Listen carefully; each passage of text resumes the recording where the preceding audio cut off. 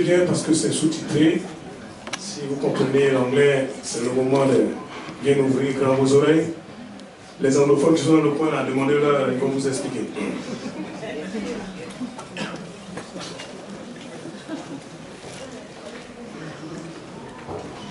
Vous pouvez envoyer, hein?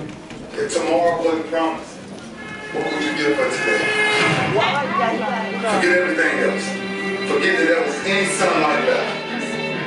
What would you spend today thinking about? Yourself? Or the man that's yourself? We get one opportunity in life. What if the job you have is the only job you get this year? What if the relationship you're in, what if that's the only relationship you get this year? What if what you have is all you get and you don't get no more? What if they're not giving out more than what we're going to do? How many of you know that if you had your life to live over again, you could do more than what you've done? That proves the point. That what we do and what we accomplish in life is only a tip of the iceberg of what's possible for us. Based on all the evidence we have, we estimate we have 30 days left. I refuse to die an unlived life. If you died this very moment, what will die with you? What dreams? What ideas? What talents? What leadership potential? What greatness that you showed up to bring? That you allowed fear or procrastination to hold you back? Only to realize that you've never lived. Only to realize that you've never scraped the surface of your potential. It's like everything everywhere is going crazy, so we don't go out anymore. We sit in a house, and slowly the world we're living in is getting smaller, and all we say is, please, at least leave us alone in our living room. Let me have my toaster, my TV, my steam-filtered radios, and I won't say anything. Just leave us alone. I'm not going to leave you alone. I want you to get mad. See, most people stop short of their dreams because of the rejections of life. You will always be rejected. I don't want you to protest, I don't want you to riot, I don't want you to write to your congressman because I wouldn't know what to tell you to write. I don't know what to do about the depression and the inflations and the crying in the street. All I know is that first, you've got to get mad. You've got to say, I'm a human being. God damn it. My life has value. Whatever legacy you're going to leave your legacy. Wins and losses come a dime a dozen. But effort, nobody can judge that.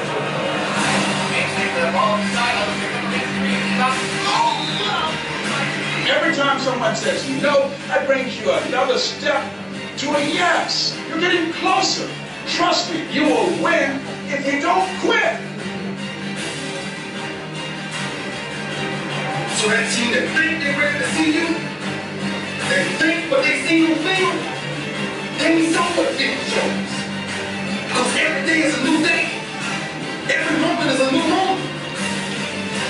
So now you got to go out and show them that I'm a different creature. Now!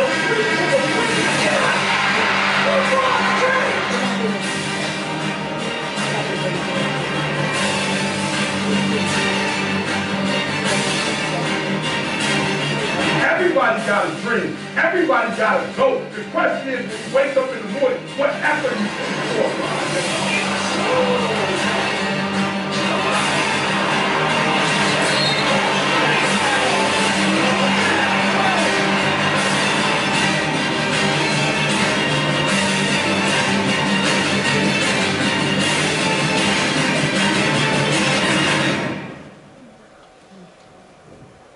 If you died this very moment, what will die with you?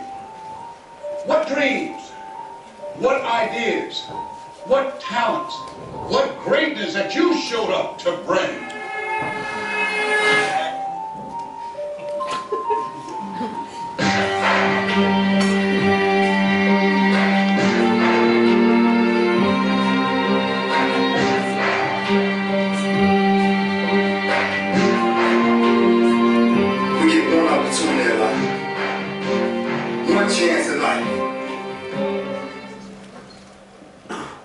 Gloire à Dieu. Nous n'aurons pas deux vies, Nous avons une seule opportunité dans cette partie de notre existence. Nous ne vivons pas deux fois. J'entends dire certains qui disent que on meurt, on revient en crapaud, encore oublie ça. Quand on est mort, on est mort. Et nous vivons une seule fois. La vie que nous avons, elle est importante, bien aimé. Nous n'avons pas le droit de détruire notre vie. Amen. Amen. Mais c'est vrai que nous vivons des temps difficiles, nous vivons des choses qui sont compliquées. Et c'est vrai qu'aujourd'hui, vraiment, même aller à l'école, avoir des diplômes, ça ne suffit plus. Il faut faire valoir, j'ai failli dire, à d'autres choses. Parce que les temps sont devenus de plus en plus compliqués, s'il vous plaît. Et ce n'est pas seulement à vous que ça arrive à tout le monde. Il va falloir se battre. Nous avons notre place. Nous avons un rôle à jouer, chacun pour sa part, surtout nous qui sommes enfants de Dieu. Nous n'avons pas le droit, et tu n'as pas le droit, de t'asseoir, de jeter l'éponge, de broyer du noir, d'être amer. Tu n'as pas le droit. Tu dois te lever. Tu dois réaliser qu'au fond de toi, il y a quelqu'un qui est grand. Amen. Amen. Il y a un géant qui dort en toi. Amen. Et ce que je vous propose là aujourd'hui, c'est qu'ensemble nous puissions réveiller ce géant qui dort en chacun d'entre nous. Dis à ton voisin, réveille le géant qui dort en toi. Réveille-le encore, s'il te plaît. Dans 1 Samuel au chapitre 16, je vous lis rapidement quelques versets pour gagner du temps. C'est Samuel qui est venu, Dieu l'a envoyé pour oindre un roi. Quand il est venu, il avait d'autres a priori. Il pensait que le roi allait être quelqu'un de très grand, quelqu'un qui à l'extérieur présentait bien. Et le voici, Isaïe fit passer Shama, et Samuel dit, l'Éternel non plus n'a pas choisi celui-ci. Isaïe fit passer ses 7 fils devant Samuel. Et Samuel dit à Isaïe, l'Éternel n'a choisi aucun d'eux. Puis Samuel dit à Isaïe, sont cela tous tes fils? Et il répondit, il reste encore le plus jeune, mais il fait paître les brebis. On avait oublié David. On ne se souvenait même plus de lui. Il était là autour des brebis. On ne le comptait même pas. À la limite même, on espérait tellement que le roi sortirait des plus âgés.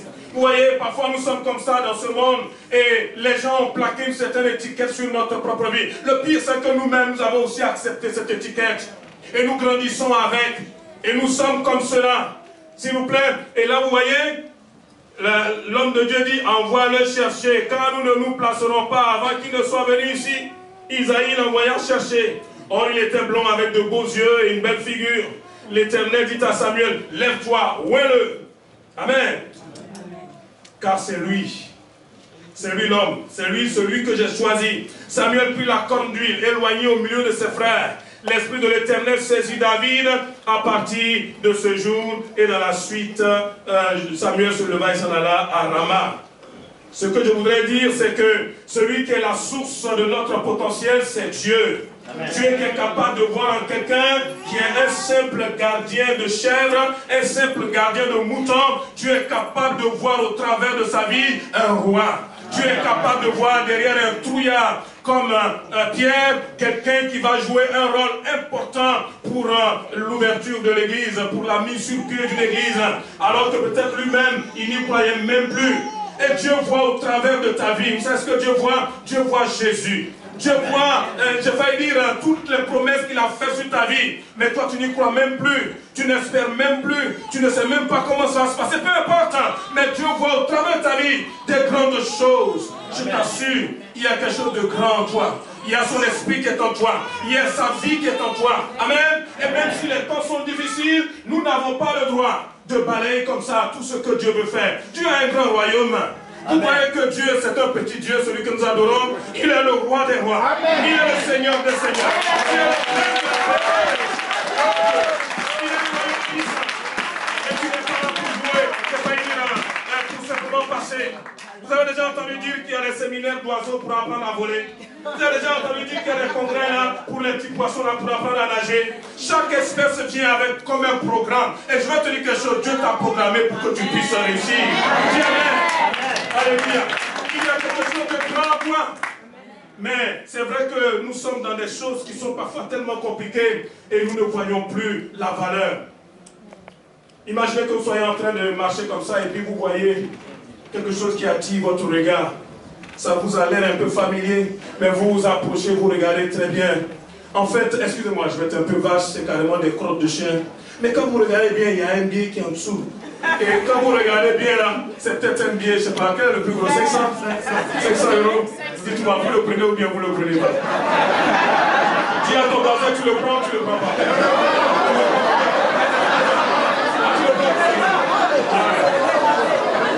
Oui, il y a droit à avoir des crottes de sucre, quand même, c'est encore de la banane. Alléluia. Dis à ton voisin, peu importe ce que je traverse. Dis à ton voisin, peu importe ce que je traverse. Peu importe les circonstances de la vie, j'ai encore de la valeur aux yeux de Dieu. Amen. Mon premier point, c'est qu'il va falloir surveiller tes pensées. Renouvelle ton système de pensée. Ça commence par là. Dis-moi ce que tu penses, je te dirai qui tu es. Dis-moi ce que tu penses, je te dirai quels sont tes rêves et où est-ce que tu vas finir. Chacun de nous est né avec quelque chose. Dieu ne nous a pas placés là pour remplir l'espace. Vous croyez ça? Même nos cheveux là, enfin moi j'en ai plus beaucoup, mais nos cheveux même son côté. Dieu connaît tout. Tu as un rôle à jouer. Tu as une place, s'il te plaît, ici-bas. Tu n'es pas là comme du vent.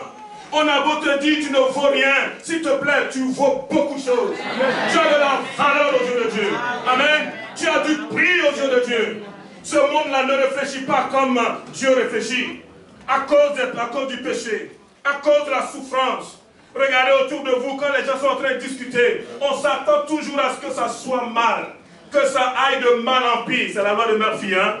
La loi de l'emmerdement maximal. On s'attend, même quand quelque chose commence à être bon, on trouve ça suspect. Vous dites bonjour à quelqu'un, il dit ça va très bien. Ah, là, c'est un peu suspect. Mais s'il commence à dire, oh là là, je déprime, ça va pas dire, oh, ça c'est bien ça. Puis on va pleurer ensemble, mon ami. Il y a dans ce monde-là une façon de réfléchir.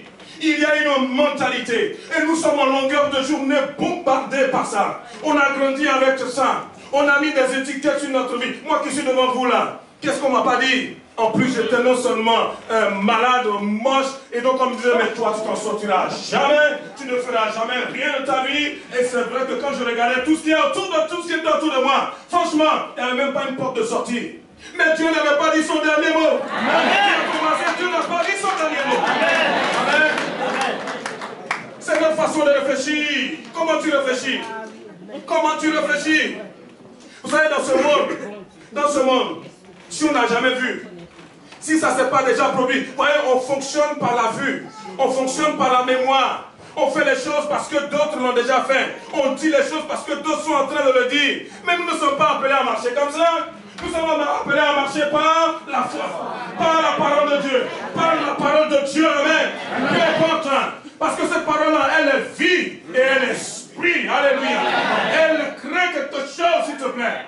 Quand tu arrives là, alors qu'il y a une atmosphère délétère, une atmosphère négative, tu viens avec la parole de vie. Amen. Amen. Pense comme Dieu pense. Les choses qui ont de la valeur, ce qui est honorable, ce qui est vertueux, ce qui est digne de louange, d'approbation, ce qui est bon, qui est juste devant Dieu. Dis ces choses-là, amen. Ne parle pas comme les gens qui sont autour de toi. Ils n'ont aucune espérance. Mais ce matin, Dieu nous a réunis pour qu'ensemble nous puissions parler d'espoir. Nous puissions parler d'espérance. Et la Bible, c'est un message d'espoir, amen. Afin de nous rebooster. Nous qui étions là en train d'être piétinés comme il sait bien. Dieu dit, nous avons du prix à ses yeux. Amen. Amen. Ce que vous réfléchissez là, c'est ça qui va faire votre vie. Amen. Je peux vous garantir. Je vais vous présenter par exemple un exemple. Le cas d'un certain Arnold Schwarzenegger. Monsieur Muscle, ce gars-là, il est né quelque part en l'an 1947 en Autriche. Il est né dans un petit village, un coin perdu. Et son père était officier de l'armée autrichienne, qui est devenu très vite d'ailleurs commissaire de police. Et ce monsieur-là, c'était un dur parmi les durs. Il a éduqué Arnold à la dure. Arnold n'avait pas le droit, c'est pas comme ici où les enfants ont tous les droits. Arnold n'avait aucun droit, sinon de se taire, de prendre des coups, et puis simplement d'être là. Mais ce jeune homme-là, alors qu'il était tout petit, il a dit seulement quelque chose que j'ai marqué. Il dit, j'avais un rêve. Il dit, chaque fois qu'on m'avait battu là, laissé pratiquement pour mort, dans son cœur, il avait un rêve. Vous vous imaginez? Amen. Il dit, ça ne va pas durer longtemps. Je vais partir d'ici. Je vais être riche. Je veux être quelqu'un. Je veux devenir l'homme le mieux bâti du monde. Et je vais aller en Amérique. Et il dit, je vais être un acteur. Et remarquez que tout ce qu'il avait comme rêve, il a réalisé. Amen. Mais au prix de beaucoup de sacrifices. Amen. Le vrai problème, c'est que nous avons peur d'oser. Nous avons peur d'entrer dans notre destinée. Nous sommes là, nous avons peur d'échouer. Nous ne voulons pas changer. Mais en même temps, ce que nous vivons là, ça nous déplaît, ça nous tue. Et bien, il va falloir se lever et entrer dans ce pourquoi Dieu nous a placés sur cette planète. Amen. Tu peux y arriver. Tu n'es pas le dernier, excusez-moi, des vauriens. Tu as du prix aux yeux de Dieu. Tu es important. Tu as ta place. Les gens ne te calculent pas, mais Dieu dit, toi, lui là, tu as du prix à ses yeux. S'il te plaît. Et c'est quand même nous les chrétiens. Nous qui avons de telles promesses. Et c'est nous qui allons raser les murs. C'est nous là qui allons être là par terre. Et quand vous lisez dans votre Bible, vous ne voyez pas que le Seigneur dit, nous serons les derniers. C'est ce qu'il dit. Il dit quoi? Mais nous serons les premiers. Il dit, nous serons la queue. Jamais. Nous serons la tête. Alléluia. Même dans Jean 14, verset 12, il dit quelque chose, si nous croyons en lui, nous ferons des choses plus grandes. Waouh, ce sont des paroles de Jésus. Et il y a du potentiel. Il y a quelque chose, mais ça dépend de comment tu vis cela. Il y en a qui sont là, qui disent, oh, moi je veux payer seulement mes factures, ne m'embêtez pas trop. Hein. Mais ce jeune Arnold, il a dit, non, non, moi je veux sortir là, de ce trou-là. Je veux partir d'ici. Et vous savez ce qu'il a fait? Il a travaillé dur. À 13-14 ans, il a découvert le culturisme, le bodybuilding. Et c'est comme ça, il dit, voilà, voici vraiment ma porte de sortie. Il a travaillé. Pour pouvoir arriver aux États-Unis, il fallait qu'il gagne au moins 2 titres majeurs. Qu'il soit champion en Autriche et qu'il soit champion Monsieur Europe. Qu'il soit champion au niveau de l'Europe. Et ce ne sont pas les concurrents qui manquent. Hein. Mais il a travaillé dur. Il y a des moments où il échouait, mais il revenait à la charge. Amen. Et le voici là, je crois, autour de 21 ans, il arrive aux États-Unis. Il avait peu d'argent sur lui. Il parlait un anglais qui était vraiment difficile à comprendre. Il avait un fort accent autrichien.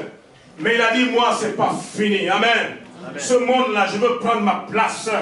Oh, bien-aimé, je suis en train de te parler là. Qu'est-ce que Dieu t'a appelé à faire ici-bas? Qu'est-ce que Dieu t'a appelé là? Pourquoi Dieu ne t'enlève pas maintenant? Tu as une place.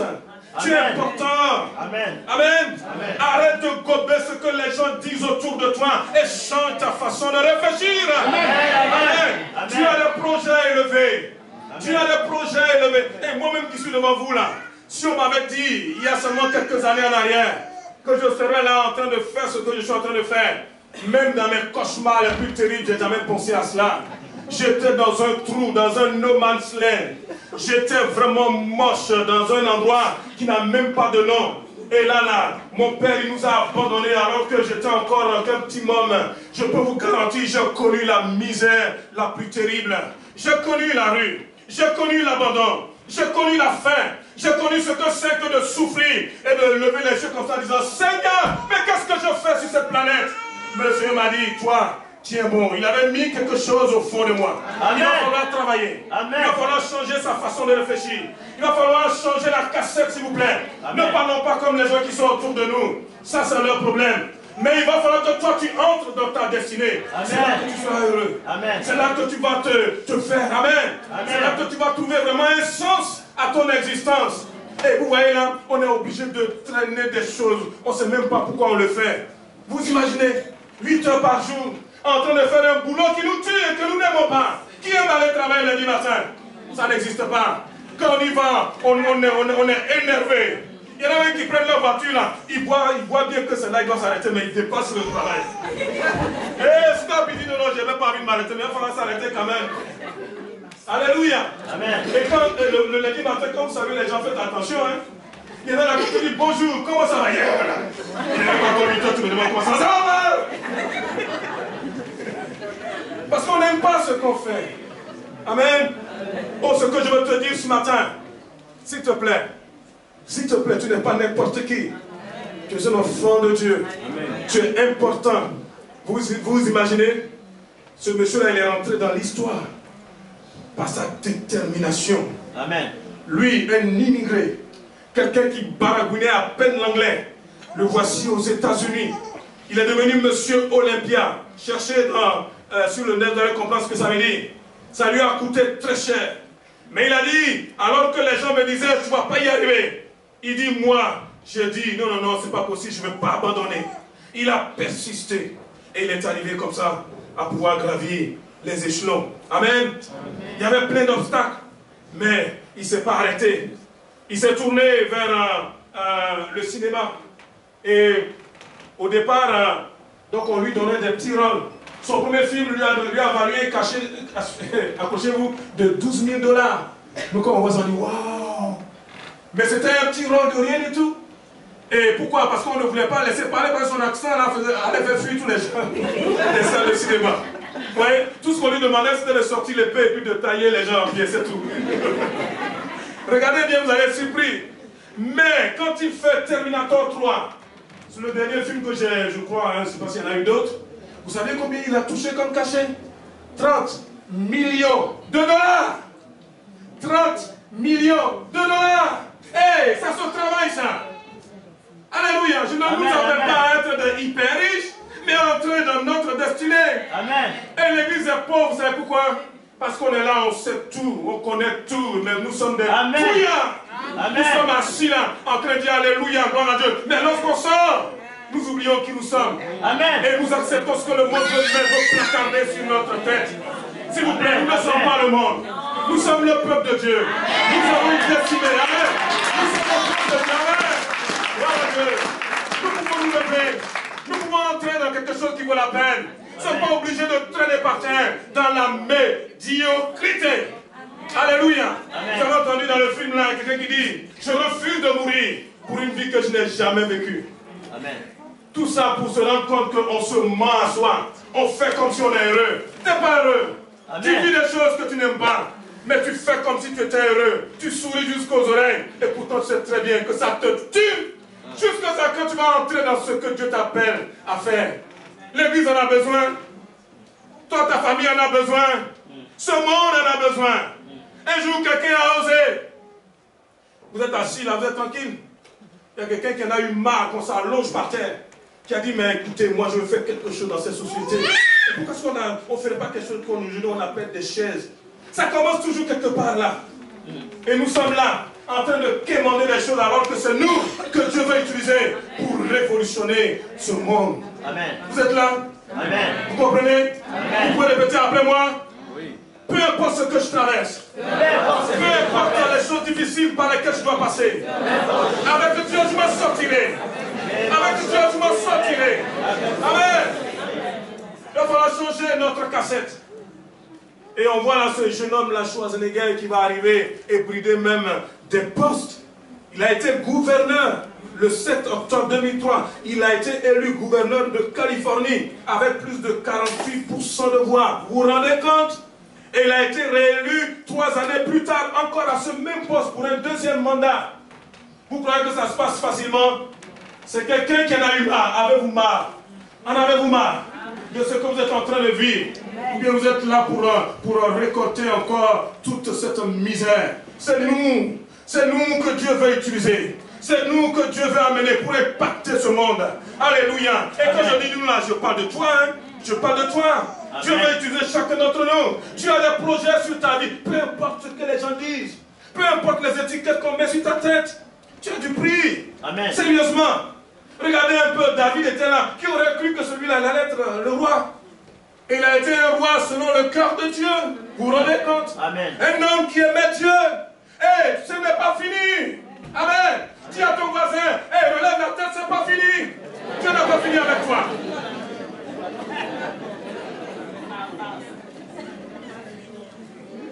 Le plus important, c'est comment vous réagissez aux circonstances de la vie. Vous voyez là, je vous donne le cas de 2 personnes qui ont été virées, remerciées. On les a chassés, on vous a dit, hey, Dieu, out. Ils ont travaillé pendant des années. Pendant des années, ils sont passés là dans une entreprise. Et à la fin, l'entreprise a été délocalisée. On leur a dit, vous la sortez, allez, on n'a plus besoin de vous. Vous vous rendez compte? Vous les remerciez. Voici nos 2 gars. Ils ont la même expérience. Ils ont la même formation. Ils ont pratiquement la même histoire. Ils sont restés pratiquement le même temps dans l'entreprise. Les voici tous les 2 à nouveau sur le marché de l'emploi. Et c'est là qu'on voit que les choses changent. Ils ont commencé à chercher ensemble du travail. Et aujourd'hui, c'est devenu difficile d'avoir du travail. Hein? Surtout quand on a un certain âge. Et combien qui se sont découragés? Parce qu'ils sont allés, on a dit non. Ils ont envoyé les CV, on a dit non. Ils ont essayé, on a dit non, non, ça passe pas. Ils ont envoyé des milliers de lettres et de mails, tout ce que vous voulez. Le retour, quand il y en a, c'est non. Un moment, il y en a un qui a dit, moi, il y en a marre, il y en a marre, il y en a marre, il n'y a rien pour moi. Oh, il n'y a rien pour moi, je perds mon temps. Et vous savez ce qu'il a fait? Il est resté chez lui. Il ne sortait plus. Il a commencé à déprimer, à boire de la bière, à insulter sa femme, à insulter ses enfants, et être tout le temps pendu à la télé ou bien au téléphone, en train de discuter avec des vauriers comme lui, qui sont ses amis, qui n'ont pas de travail non plus. Comme quoi, qui s'assemble, se ressemble, et qui se ressemble, s'assemble. Avec qui tu traînes? Dis-moi, tu traînes avec des gars qui fument, tu seras la prochaine personne qui va te mettre à fumer. Et notre corps là, c'est le véhicule, le seul véhicule que Dieu nous a donné. Si tu le maîtrises, enfin si tu le méprises et que tu le détruis, avec quoi tu vas vivre la vie? Il y en a qui sont là, qui bouffent pour 10, pour 40, après vous êtes trop obèse, vous allez mourir. Eh oui, c'était comme ça en passant. Aujourd'hui, l'obésité est devenue un problème terrible dans nos églises même. S'il vous plaît, si tu détruis ce corps-là, tu vas vivre comment? Je me rappelle de quelqu'un à qui on disait, hey, Bob, fais attention, tu prends trop de poids. Ah non, non, moi, j'ai envie de manger, il faut que je mange. Bob, fais attention. Ah non, non, Bob, fais attention. Il prenait du poids, il prenait du poids, il prenait du poids. Et ce qui devait arriver est arrivé. Un jour, elle n'attendait pas qu'il y ait des moments de crise. Pour vous réveiller. Nous n'avons pas deux véhicules ici-bas, c'est notre corps seulement. Et là maintenant, il sent que ça ne va pas. Il est obligé d'aller où? D'aller voir le Toubib. Tu lui dis, ah Bob, je te dis franchement, les choses, ça ne va pas. Maintenant même, tu as chopé le diabète. Et ce que tu as là, je te dis clairement les risques. Tu cours le risque d'être aveugle. Tu cours le risque même d'être amputé quelque part. En tout cas, tu seras obligé de te piquer maintenant chaque jour à l'insuline. Ah, tu veux toujours continuer à manger? Bah, Dieu, on se court à 2 mois. Hey, quand ça allait encore, est-ce qu'il entendait?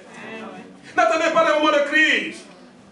Et je parlais donc de ces deux gars-là.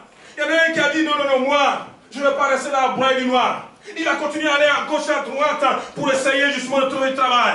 Un moment, il est arrivé dans une entreprise et on lui fermait la porte. Il est venu là et a dit, écoutez, je veux faire un deal avec vous, un petit marché avec vous. Laissez-moi seulement un peu, une place pour travailler. Même si je ne perçois rien, c'est pour ne pas perdre mes acquis. Ah, le gars dit, ah bon, vous êtes prêt à travailler sans sous? Il dit oui, il dit, en tout cas, je vous dis, je ne vous donnerai pas d'argent. Il dit oui, il n'y a pas de problème. Je vous remercie même de m'accepter. On lui a fait une petite place. Et ce gars-là, vous savez ce qu'il faisait? Le matin, il était le premier arrivé. Il travaillait dur. Vous croyez que ça sera facile? Je vous dis non. Vous croyez qu'on va vous dérouler le tapis? Je vous dis non. Vous croyez qu'on va vous dire toujours oui? Je vous dis non. Mais il va falloir persévérer parce qu'il y a quelque chose au fond de nous là qui nous interdit de retourner à la médiocrité. Quelqu'un va-t-il dire amen? Amen. Et ce monsieur-là, il était le dernier à partir. Vous vous rendez compte?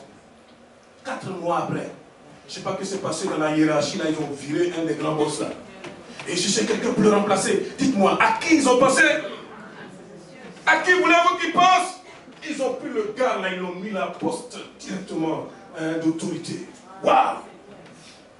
Vous y arriverez, comme nous l'avons vu dans la vidéo, si vous n'abandonnez pas. Amen. Amen. Amen.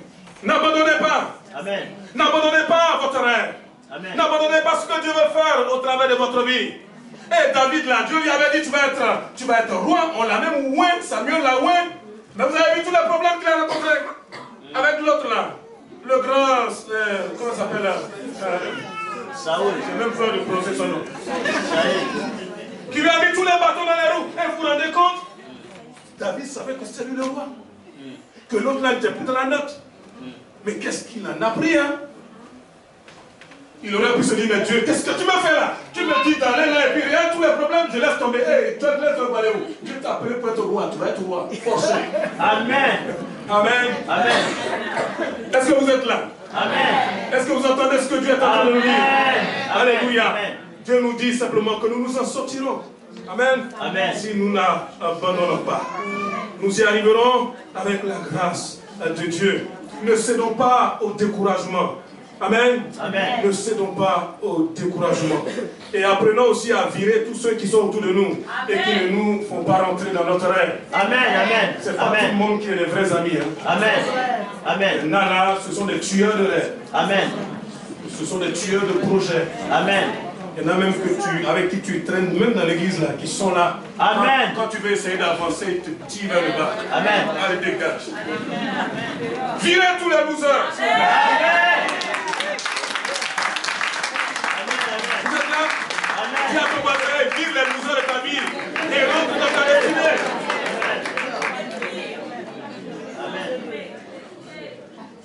C'est vrai. Tu es né pour réussir, mon ami. Amen. Tu es né pour réussir. J'ai réfléchi à ça. En fait, il y a un exemple qui m'a vraiment frappé. C'est que pour naître là, c'est vraiment un combat, hein, un parcours du combattant. Vous savez comment ça se passe dans le ventre de la maman? Quand l'homme vient qu'il libère sa semence, c'est des millions et des millions de spermatozoïdes. Mais de tout cela, il n'y a qu'un seul qui sort. Et c'est toi. Amen. Amen. Tu es né pour réussir. Est-ce qu'on peut acclamer le Seigneur? Gloire à Dieu. Et répète avec moi. Avec Dieu, c'est possible. Avec Dieu, je serai dans ma destinée. Amen. Je suis né pour réussir. Je suis né pour réussir. Je suis né pour réussir. Amen. Peu importe ce que les gens racontent. Amen. Peu importe leurs étiquettes, c'est leur problème. Et les chiens aboient, non? Amen. Alléluia. Amen. Tu es né pour réussir, mon ami. Amen. N'accepte pas cette médiocrité-là qui est là. C'est possible. Dans Hébreux 10, verset 39, il est dit, nous ne sommes pas de ceux qui se retirent pour se perdre. Mais nous sommes de ceux qui ont la foi. Amen. Et qui persévèrent jusqu'au bout. Amen. Alléluia. Amen. Nous ne sommes pas de ceux qui lâchent l'affaire. Et c'est un peu dur, mais continue. J'ai un témoin là-dessus. En parlant justement de tu dois être affamé. Tiens, je vais en faire les deux en même temps. Tu dois être affamé. Tu dois avoir faim. Tu dois en avoir marre. Tu dois en avoir marre de la médiocrité. Tu dis, mais comment moi, un fils de roi? Hey, quand même.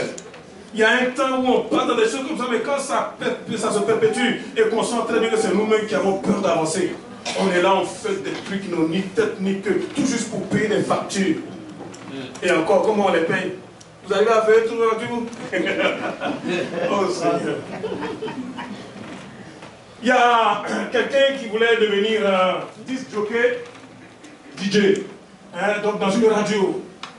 C'était vraiment quelque chose qu'il avait à cœur. Et il disait comme ça, vraiment, toute ma vie, je voulais ça. Mais son seul problème, c'est qu'il n'a pas suivi une formation classique. Vous savez, il faut rentrer dans une certaine école, il faut avoir une certaine formation. Il n'a pas eu tout cela. Et pourtant, il a envie de rentrer dedans. Donc il a commencé comme ça à apprendre des choses sur le tas. Il n'avait pas les moyens. Il s'est bien entraîné. Et il est allé voir le directeur, un directeur là d'une radio. Il a dit, monsieur, hein, s'il vous plaît, je m'appelle un tel, je veux rentrer là. Le monsieur le regarde et lui dit, est-ce que vous avez un CV? Non. Est-ce que vous avez des qualifications? Non. Est-ce que vous avez tel diplôme? Non. Il dit, je suis désolé, il n'y a pas de place pour vous, circuler. Donc le monsieur est rentré, il était découragé. Il dit, c'est pas possible.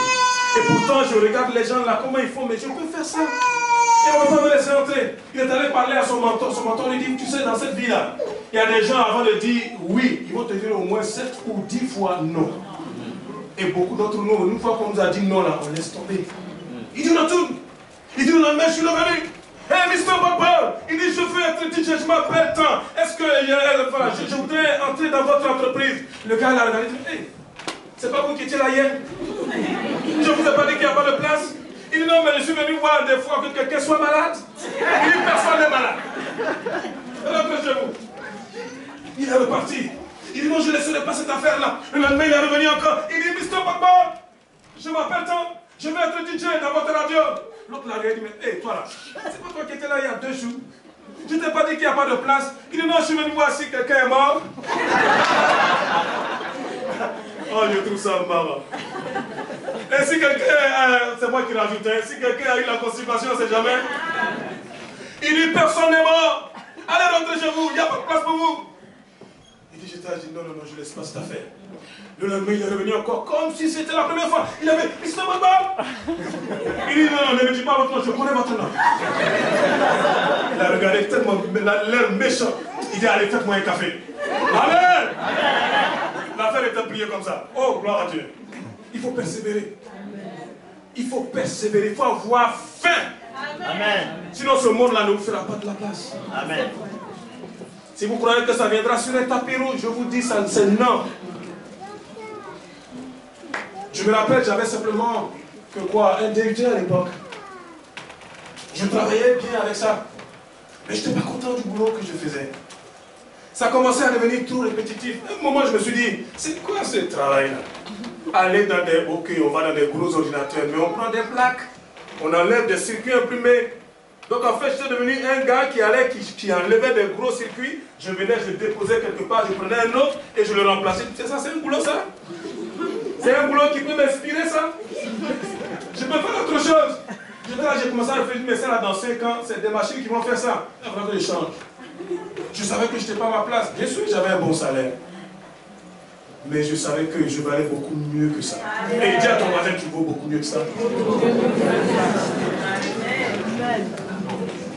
Mais quand j'ai regardé le chemin pour changer là, c'était dur. Entre-temps, je travaillais. Je m'étais même marié. Il va falloir maintenant reprendre des études. Croyez-moi, ça a été dans des larmes. J'ai passé le concours pour entrer à l'ENF de Cachon qui est encore là. J'ai bavé. Je suis arrivé en licence, simplement en licence. J'ai vu des jeunes là qui venaient de Maths Sup, Maths P. Moi, j'ai pas fait Maths Sup, Maths P. Moi, c'est le SP qui m'a fait. Les gars, ils intégraient à vue des intégrales triples, quadruples, tout ça. Moi, maintenant, je voyais le signe, je dis, oh Seigneur. J'ai souffert. Mais j'ai dit, je lâche pas le morceau. Amen. Et puis au moins, je me suis rendu compte que je pouvais aussi intégrer comme eux. Enfin, pas aussi vite, mais j'y arrivais. C'était chaud. Hein? Et c'est comme ça que j'ai pu m'en sortir. Et que aujourd'hui, je fais un travail qui me plaît. Amen. Je me sens bien. Je n'ai pas besoin d'être constipé. Amen. Amen. Vous comprenez ce que je suis en train de dire? Ça ne sera pas facile. Amen. Mais il faut être affamé. Et demande à ton voisin, as-tu faim? Est-ce que tu en as marre?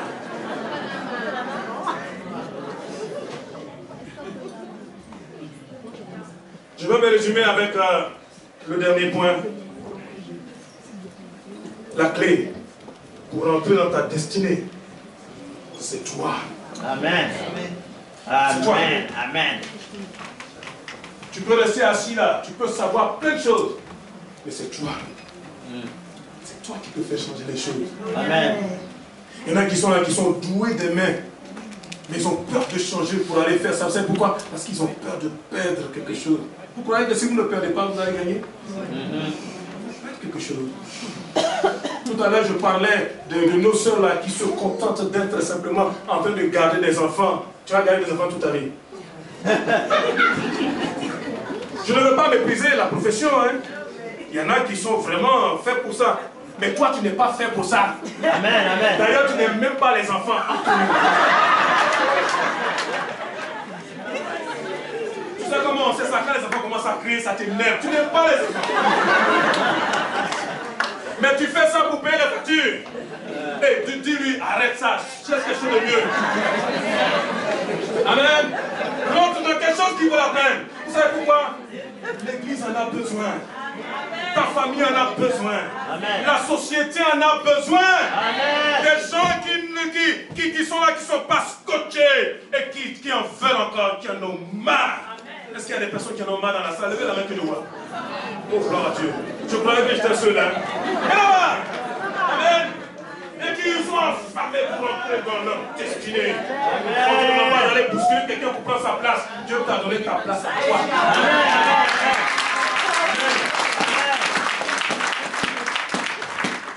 Je ne sais pas pourquoi je n'avais pas prévu parler de ça, mais vous permettez 2 petites minutes?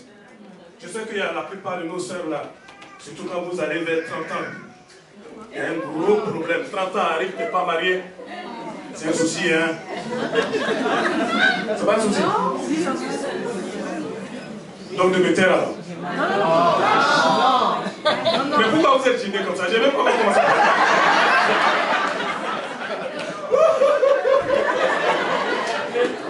Alléluia. Hey, laisse-moi te dire quelque chose. Le gars qui va venir là, parce qu'il y en a un qui viendra de toute façon. Vous voulez quoi? C'est lui qui va te donner tout ça? Rentre dans ta destinée, fais ce que tu as fait. Il va te respecter. Il va te respecter. Amen. Il sera obligé de conjuguer avec toi. Parce qu'il va se rendre compte qu'il a à côté de lui quelqu'un qui est vraiment sa présence. Moi, ça me fait sourire quand les gens disent j'attends quelqu'un qui va venir, qui va s'occuper de moi. Quelqu'un, oh, arrête de rêver. Lui, il est plus brisé que ton métier. Alléluia. Tenez-vous debout, nous allons prier. Amen. Oh Seigneur. Je demandais à notre frère Jean-Jacques de venir et de terminer par la prière. Amen. Que chacun réfléchisse à sa propre vie. Oh bien-aimé, nous pouvons faire beaucoup de choses. Nous pouvons faire des espoirs avec Dieu.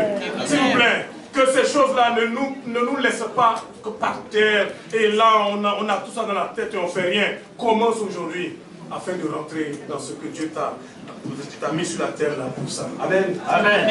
Commence à le faire. Tu vas te tromper, mais c'est nécessaire. Tu vas tomber, mais tu vas te relever. Et tu vas y arriver. Amen. Amen. Tu vas y arriver. Tu vas baver un peu, mais c'est pas grave. Tu t'en sortiras. Tu n'en mourras pas, mais tu vivras et tu verras la gloire de Dieu. Amen. Amen. Amen.